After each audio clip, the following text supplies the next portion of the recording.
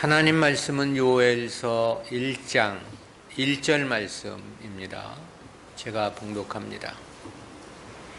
여호와께서 부두엘의 아들 요엘에게 이르신 말씀이라. 아멘. 우리가 지난 주간까지 호세아서 말씀 들었고 오늘부터는 요엘서에 대해서 말씀을 듣습니다. 오늘은 개론입니다. 첫 번째는 제목입니다.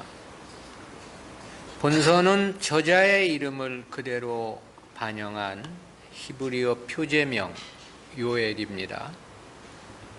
이는 고유명사 여호와라는 단어하고 명사 하나님이라는 단어가 결합된 것으로 여호와는 하나님이시다, 그런 뜻입니다. 구약 헬라어 역본인 70인역도 히브리어 표제를 그대로 음력한 요엘로 표제를 사용했고요. 따라서 영어 성경들과 한글 개역 성경의 표제명도 이와 같은 전통을 따라서 요엘이라 이렇게 표기하고 있습니다.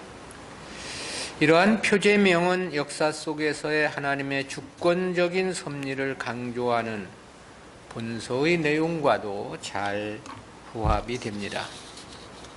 두 번째는 저자와 기록연대입니다.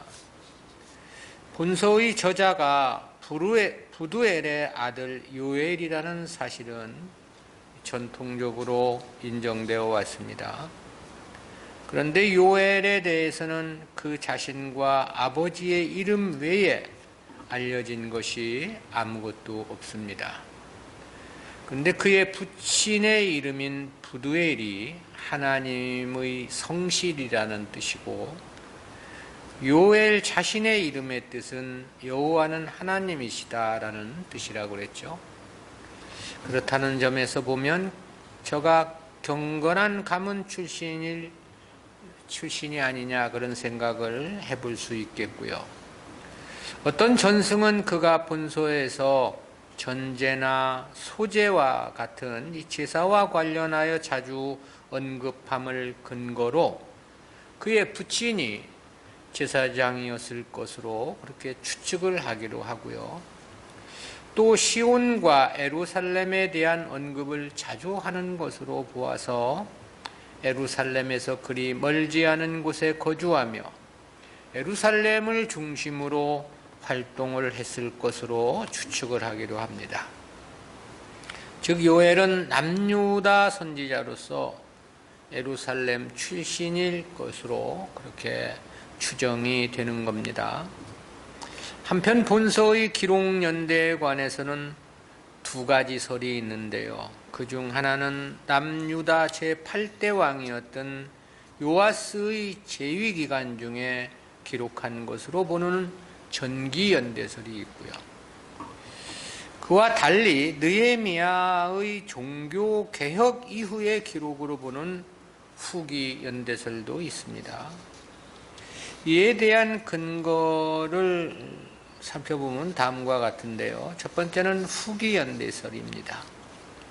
후기연대설을 주장하는 학자들은 다음과 같은 이론을 근거로 제시를 하는데요. 첫 번째는 본서의 내용 중 왕에 대한 언급이 전혀 없고 백성 전체의 회개에 대한 주도권을 제사장들에게 위임하고 있다는 점에서 후기연대설을 이야기하는 거고요.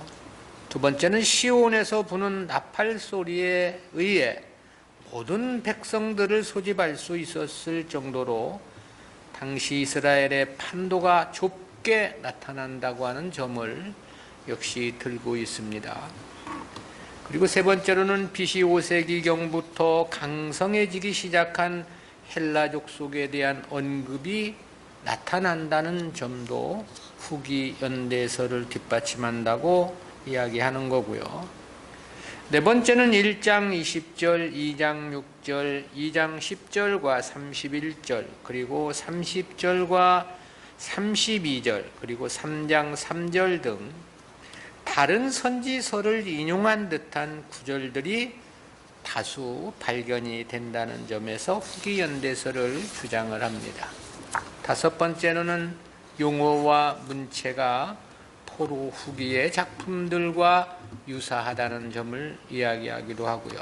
여섯 번째로는 포로 이전 시대의 보편적 경향이었던 우상 숭배의 죄에 대한 책망이 전혀 언급되고 있지 않다는 점도 후기 연대서를 주장하는 사람들의 이론입니다.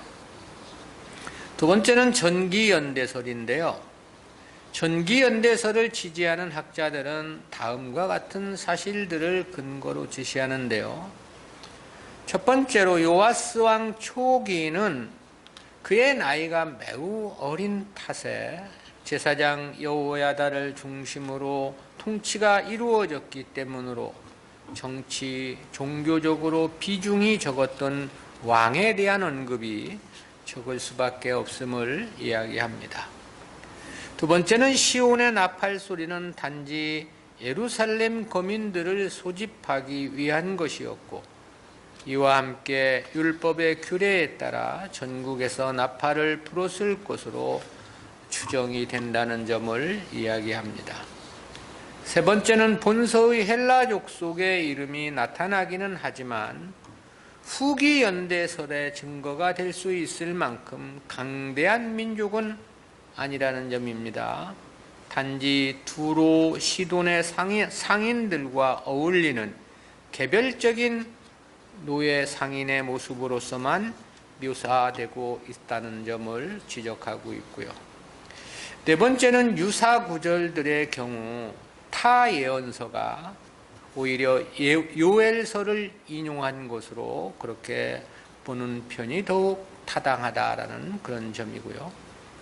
다섯 번째로는 두로, 시돈, 블레셋, 애굽, 에돔 등이 이스라엘 민족의 대적으로 묘사된 것은 BC 9세기경의 시대 상황과 일치한다는 점을 근거로 제시합니다. 여섯 번째는 역대하 20장 20절부터 28절에 보면 여호사밧 왕이 암몬과 모압 족속을 격파하고 하나님을 찬양한 장소를 브라가 골짜기라 했는데요. 그런데 요엘은 3장 2절에서 이곳을 여호사밧 골짜기라고 호칭을 했습니다. 그렇다는 것은 요엘이 전술한 그 역사적 사건이 그가 선지자로 활동하였던 때로부터 그리 멀지 않은 시기라고 생각할 수 있기 때문에 전기 연대설을 주장하는 거고요. 일곱 번째로는 3장 4절부터 8절에서 기록한 블레셋에 대한 예언이 우시야 왕 제윗이 성취되었다는 점 등도 본서의 저작 시기를 요시야 왕의 제위 기간이라는 것을 입증해 주는 것으로 그렇게 생각을 합니다. 이와 같은 두 견해를 종합해 보면서 본서의 기록연대는 전기연대설에 많은 학자들이 동의하는 편입니다. 그러므로 그렇게 볼 경우 본서의 기록연대는 대략 BC 830년경일 것으로 보는 것이 일반적입니다. 세 번째는 신학적 지필 동기와 배경입니다. 요엘 선지자가 활동하던 시기는 대제사장 여호야다가 북이스라엘의 아합과 이세벨의 딸인 아달랴를 왕위에서 몰아내고 다윗 왕권을 복원함으로써 요시야가 남유다를 통치하게 된 BC 835년부터 796년경이었습니다.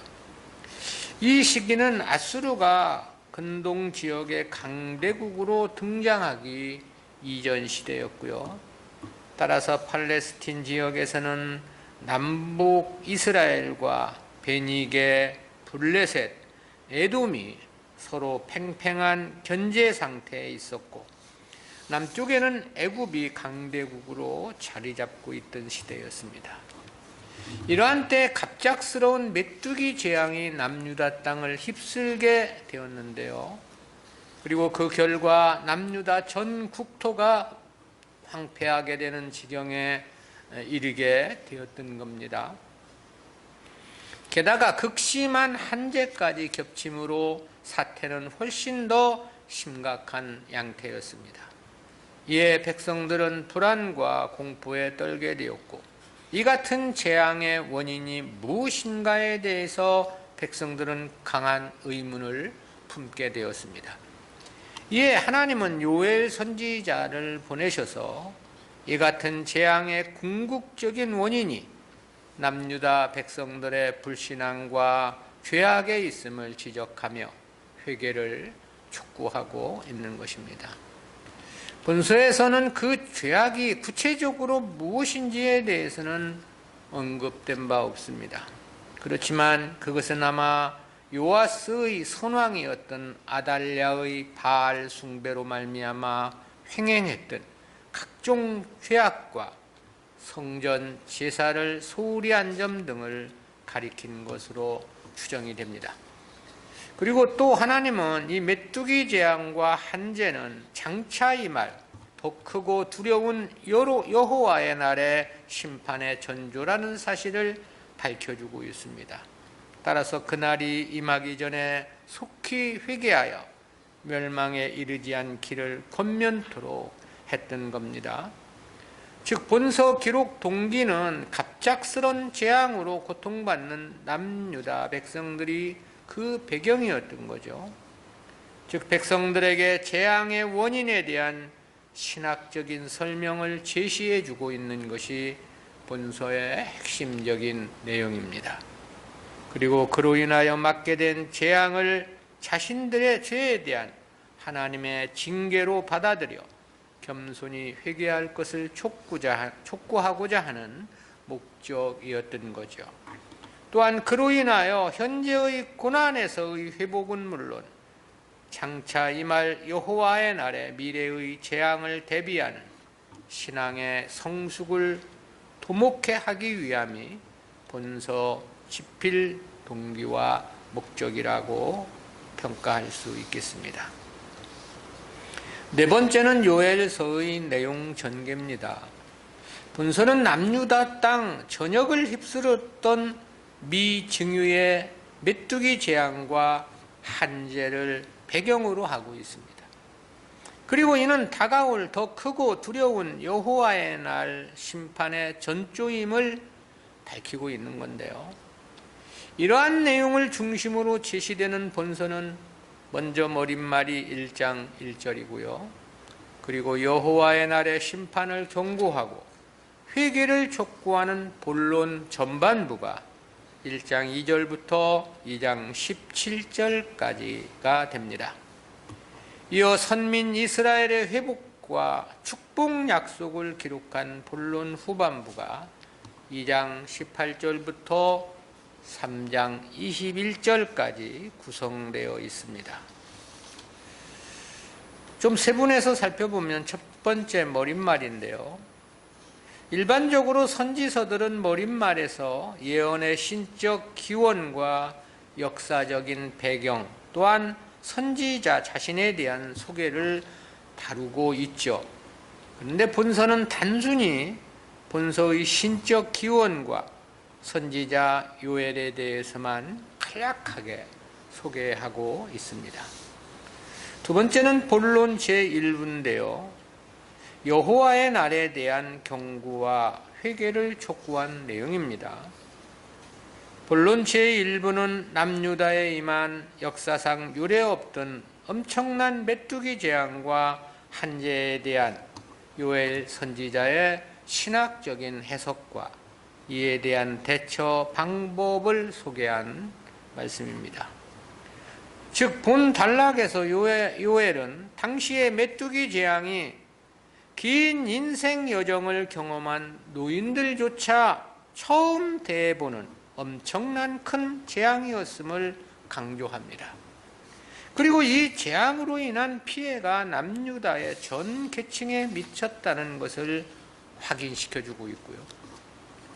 이는 당시의 메뚜기 재앙이 중근동 지역에 자주 있었던 일반적인 메뚜기 재앙과는 전혀 성격이 다른 하나님의 심판이었다는 것을 증명코자 함에 그 목적이 있습니다. 특히 남유다 백성의 종교적인 삶의 중심이었던 성전 제사, 즉 하나님께 매일 드렸던 전제나 소제마저 중단되었음을 지적하고 있고요. 그렇다는 것은 그 재앙이 하나님과의 영적 교제의 단절에서 비롯된 것임을 암시해주고 있습니다. 그러나 요엘은 이렇듯 비참한 결과를 초래한 메뚜기 재앙을 보다 크고 두려운 여호와의 날의 심판의 예표로 규정하고 있습니다. 그러면서 그 날의 심판 앞에서는 인간적인 노력에 의한 어떠한 대비도 무용할 것임을 예언하고 있고요. 그 여호와의 날의 심판은 1차적으로는 바벨론 포로를 염두에 둔 표현일 것으로 보고요. 보다 궁극적으로는 로마에 의해 멸망할 육신적 이스라엘을 이야기함이라고 말할 수 있겠습니다. 따라서 요엘은 그날에 대한 유일한 대처 방안은 오직 회개뿐임을 강변합니다. 즉 심판의 집행자이신 하나님의 진노를 푸는 것 단 한 가지 방법임을 강조하고 있는 건데요. 이를 위해 유다 백성들로 하여금 여호와 앞에서의 금식과 통회를 권면하고 있습니다. 세 번째는 본론 제2부입니다. 선민 이스라엘에 대한 회복과 구원을 약속한 말씀인데요. 본론 제1부는 메뚜기 재앙이 예표하는 여호와의 날의 심판을 경고하고 회개를 촉구하는 내용이었습니다. 이어진 본론 제2부는 이러한 예언을 듣고 회개하는 자들에게 임할 구원과 축복에 대한 메시지입니다. 이는 재앙으로 인하여 낙심한 남유다 백성들에게 소망을 주고 그 소망에 근거하여 제1부에서 언급했던 바와 같은 진실된 회개를 촉구하고자 함에 그 목적이 있습니다. 때문에 본 단락에서는 회개할 경우 누리게 될 회복의 모습을 다중적으로 보여주고 있습니다. 먼저는 선민 이스라엘의 현세적 물질적 축복을 약속하고 있고요. 또한 성령 강림의 약속과 영적 구원을 약속하고 있습니다. 또 대적에 대한 최후 심판과 아울러 택한 백성들의 궁극적인 승리와 영원한 축복을 약속하고 있습니다. 이와 같은 축복은 1차적으로 요엘 선지자의 주 예언 대상인 남유다 백성들을 향한 것임에는 분명할 것입니다. 그러나 궁극적으로는 영적 이스라엘인 신약교회의 성도들에게도 적용이 됩니다. 특히 본서 2장 28절부터 32절의 예언은 다분히 신약 시대에 있게 될 사건에 대한 예언입니다. 그렇다는 것은 사도 베드로가 이 부분을 오순절 성령의 강림 사건을 예언하는 구절로 인용했음에서 볼 때 명백합니다. 다섯 번째로 요엘서의 주제입니다. 본서에 언급된 메뚜기 재앙과 한준에는 단순한 천재가 아니었습니다.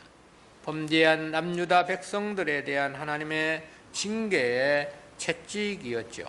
뿐만 아니라 여호와의 날, 곧 하나님께서 인간의 역사 속에 개입하셔서 행하실 엄청난 심판에 대한 예표였습니다. 즉 회개하지 않으면 여호와의 날의 심판은 반드시 도래할 것이라는 사실을 예표하고 있는 겁니다. 나아가 그날이 임박하였으므로 회개하고 정말로 약속된 영원한 구원의 복을 받으라는 것이 본소의 대주제가 되는데요. 이와 관련한 본소의 소주제들을 간략하게 정리해 보면 이렇습니다. 첫 번째, 여호와의 날은 심판과 구원이라는 양면성을 갖는다는 사실입니다. 이날에는 회개하고 하나님께로 나아오는 성도들에게는 영원한 축복과 구원이 주어질 것임이 강조되고요. 그러나 하나님을 거부하면 택한 백성이라 할지라도 단호한 심판만이 있을 것임이 제시되고 있습니다. 두 번째는 하나님은 은혜와 자비가 풍성하신 분이라는 사실입니다. 비록 죄를 지었다 할지라도 언제든지 자신의 죄를 돌이켜 회개하기만 하면 그분께 사죄함을 얻을 수 있고 또 풍성한 은혜와 축복을 받을 수 있다는 사실이죠. 세 번째는 참된 회개는 금식하며 옷을 찢는 형식적인 행위로만은 부족하다라는 건데요. 회개는 형식적이어서는 안 된다는 거죠. 진정 마음을 찢고 통회하는 심정을 가질 때만이 하나님이 기대하시는 참된 회개에 이를 수 있음이 강조되고 있습니다. 네 번째는 하나님의 약속은 내세적인 것이라는 것이 사실입니다. 하나님이 택한 백성들에게 약속하신 구원과 축복은 현세적이거나 물질적인 차원은 결코 아니라는 사실입니다. 이를 초월해서 영적이고 영원한 내세의 축복이라는 사실 강조되고 있고요. 다섯 번째는 보혜사 성령에 대한 예언입니다. 새롭게 시작되는 신약 구속사를 위해서 보내주실 성령은 신분, 연령에 관계없이 필요한 모든 이들에게 풍성히 임할 것을 예언하고 있습니다. 그리고 그날의 성령을 받은 자들이 주의 이름을 부르고 구원에 이르게 될 것임을 선포하고 있는 겁니다. 여섯 번째는 고통의 원인과 그로부터의 해방의 근거. 인간은 본래 하나님의 구원의 목적자요, 그러기에 만물의 영장으로 창조되었습니다. 때문에 인간의 죄악은 인간에게서만 끝나는 것이 아닙니다. 전 우주 만물까지 함께 고통을 당하게 된다는 사실입니다. 그러나 반대로 하나님 백성들의 진정한 회개와 참된 신앙은 우주 만물 전체가 고통에서 벗어나 하나님의 은총을 누리게 된다는 의미입니다. 여섯 번째로 요엘서에 나타난 그리스도, 본서에 나타난 예수 그리스도와 관련된 진리를 찾아보면 두 가지를 생각해 볼 수 있겠는데요. 첫 번째는 최후 심판을 단행하실 그리스도입니다. 여호와의 날에 열국을 모아 심판하시는 장면은 1차적으로는 바벨론 포로를 의미한다고 그랬죠. 그리고 보다 궁극적으로는 로마에 의한 유다의 멸망일 것 역시 명백하고요. 그러나 최종적으로는 예수 그리스도께서 재림 이후 시행하실 세상 끝날의 대심판과도 연결되어 있습니다. 예수 그리스도께서는 성부 하나님께로부터 만국에 대한 최후 심판의 권세를 부여받으셨습니다. 그리고 장차 세상 끝날에 이를 실행하실 것으로 예언되어 있죠. 그리고 그날에 당신을 대적했던 사단의 세력들을 멸절시키실 것이고 성도들에게는 최후의 승리를 가져다 주실 것으로 예언되어 있습니다. 두 번째는 그리스도의 구속과 성령에 의한 세상 만국으로의 복음 전파입니다. 본서에 언급된 성령 강림 예언은 주님께서 지상에서 공생의 구속사역을 마치시고 부활 승천하신 이후에 성령의 사역에 대한 예언입니다. 그리고 그 성령 강림은 주님께서 직접 약속해 주신 것이기도 하죠. 즉 주님께서 직접 약속하신 것처럼 성령은 각 사람의 마음속에 그리스도의 구속 복음을 전파하셔서 주님을 시인하고 구원을 얻게 하시는 거죠. 즉 본서에 나타난 그리스도는 성령을 약속하신 분이시고 성령을 통해 역사하시는 그리스도이시다라는 것. 한편 성령 강림 예언은 주님 승천 이후 오순절 사건으로 성취가 되었던 거죠. 일곱 번째는 요엘서의 특징입니다. 본서는 전체가 3장으로 73절밖에 되지 않는 매우 짧은 분량의 예언서입니다. 그렇지만 신구약의 많은 부분에서 이 본서를 인용하고 있는데요. 이사야나 에레미야나 베드로, 요한, 바울 등도 보면 본서를 예언하였음을 볼 수 있습니다. 이게 본서의 영향이 매우 컸다라는 거.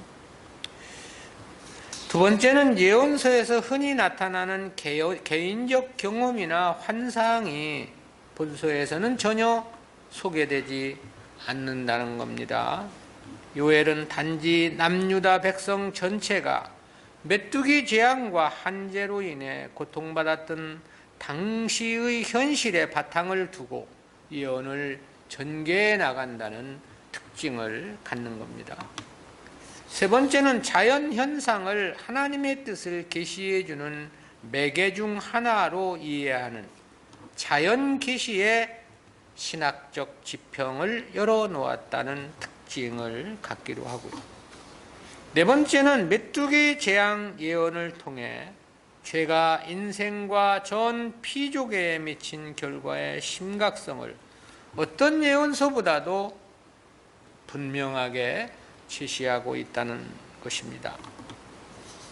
다섯 번째는 신약의 성령 행전인 사도행전과 비교해 볼 때 본서는 구약의 성령 행전이라고 불릴 정도로 성령 강림에 대해서 분명히 예언하고 있다는 것이.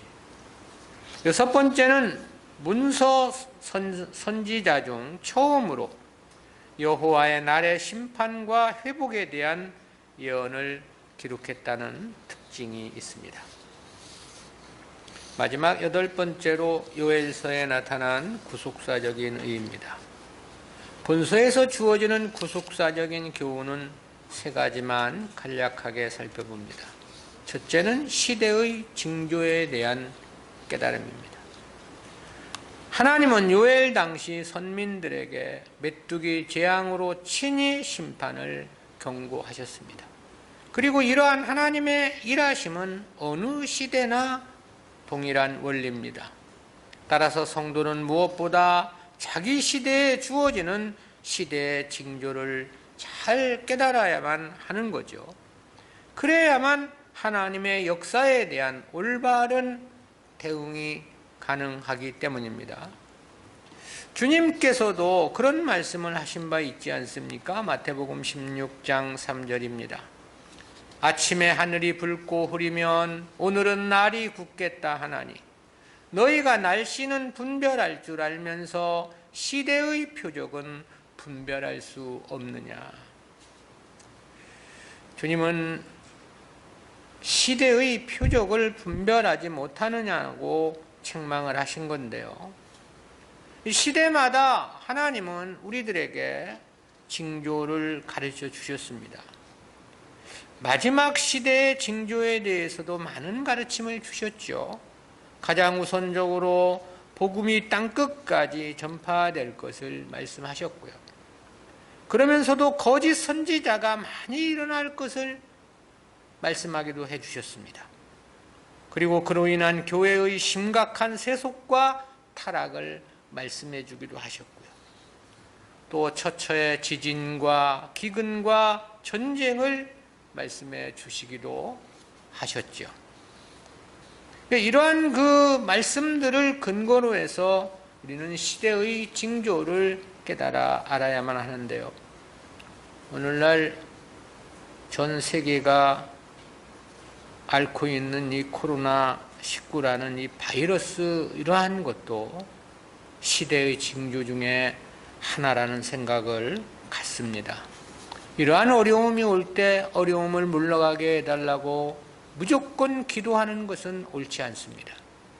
먼저 왜 이것이 이 우리 시대에 이러한 것들이 오게 되었는지, 하나님의 주권적 섭리 안에서 이루어지는 일로 받아들이고 명쾌한 신학적 해석이 필요한 부분이라고 말할 수 있겠습니다.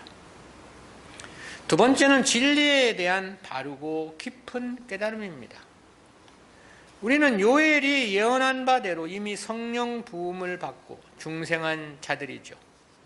그러므로 신약의 성도들은 항상 성령에 충만한 삶을 살도록 힘써야만 합니다.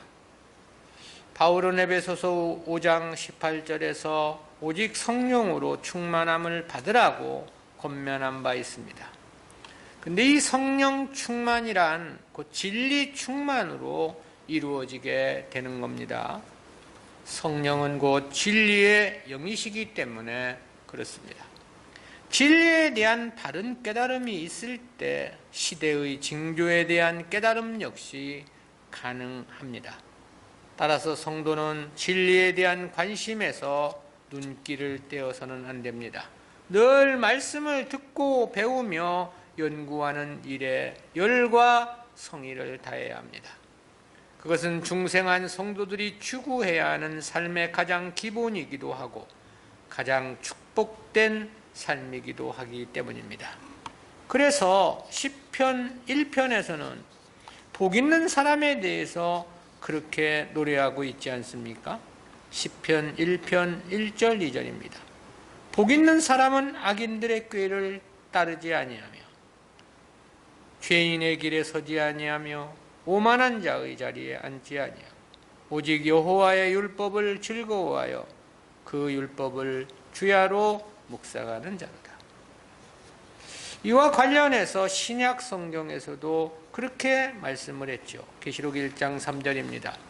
이 예언의 말씀을 읽는 자와 듣는 자들과 그 가운데 기록한 것을 지키는 자들이 복이 있나니 때가 가까움이라. 말씀처럼 진리에 대한 바른 깨달음보다 더 큰 복은 없습니다. 성경에서 말씀하는 복은 세상의 재물에 부요나 아니면 어떠한 정치적이거나 권세에 대한 출세를 복이라고 말씀하지 않습니다. 얼마나 하나님의 말씀을 따라 그 말씀을 바르게 깨닫고 또 순종으로 살아가느냐를 복으로 말씀하고 있는 거죠.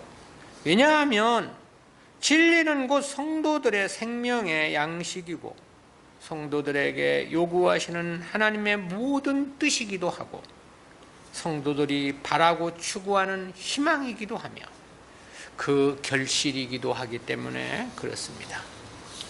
세 번째는 복음 전파의 사명입니다. 요엘이 예언했던 오순절 성령 강림과 관련해서 주님은 그렇게 말씀을 하셨습니다. 사도행전 1장 8절입니다. 오직 성령이 너희에게 임하시면 너희가 권능을 받고 예루살렘과 온 유다와 사마리아와 땅끝까지 이르러 내 증인이 되리라 하시니라. 성령이 임하면 복음을 땅끝까지 전해야 한다는 그런 말씀인데요. 따라서 성령을 통하여 중생한 신약의 성도들은 누구나 다 복음의 사명을 받은 자들이라고 말할 수 있습니다. 때문에 어떤 모양을 통해서든 신약의 성도들은 복음 전함의 역사에 쓰임을 받는 인생이어야만 합니다. 그것은 복음 전파의 사명이 교회의 제1의 사명이 되고 또한 제1의 의무가 되는 까닭에 그렇습니다. 이 복음 전파의 사명을 감당하지 않는 교회는 교회라 말할 수 없는 거겠죠. 근데 그 제1의 사명과 의무는 역시 성도들에게 동일하게 적용이 되는 것입니다. 왜냐하면 성도는 곧 교회를 이루는 구성원들이고 그 교회의 지체들이기 때문에 그런 것이죠.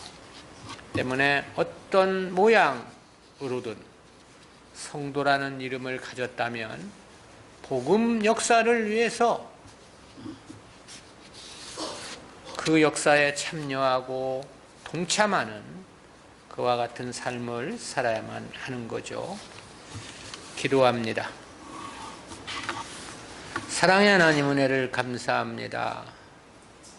호세아서를 마치고 이제 요엘서를 말씀을 듣게 됨 진실로 감사드리었고, 주어진 말씀을 통해서 더 깊고 폭넓은 하나님의 뜻을 깨달아가는 귀하고 복된 시간들로 주여 축복해 주시옵소서. 우리에게 맡겨진 복음의 사명, 아무쪼록 주님이 기뻐하시는 열매로만 맺혀질 수 있도록 도와주시고, 그 일을 위한 우리들의 역할이 모두가 다 자기 현실에서 충성을 다할 수 있도록 도우시며 함께하여 주시옵소서. 감사드리옵고 예수님의 이름으로 기도드리옵나이다. 아멘.